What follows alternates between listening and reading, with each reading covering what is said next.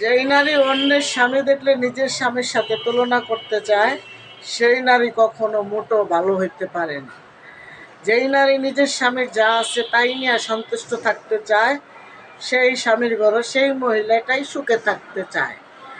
অন্যের অন্যের পুরুষের গল্প দিয়ে ঘরের স্বামীর সাথে কইরা ঝগড়া মার্কেটে যাইও না তোমরা টাকা নিয়ে। স্বামীর যেই আছে তাই নিয়ে তুমি থাকো সন্তুষ্ট। এইবার রোজার ঈদে হয়তো বা নিলে না, নিবে কুরবানি ঈদে, না পারলে নিবে না, নিবে আরও পরে।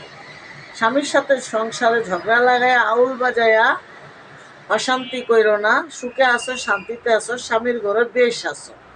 যাইয়া দেখো বাবার ঘরে বাবা তো তোমাকে দিবেই না, আরো কটু কথা শোনাবে মা, আরো ভাইয়ের বউ, সাথে আছে ভাই বোন।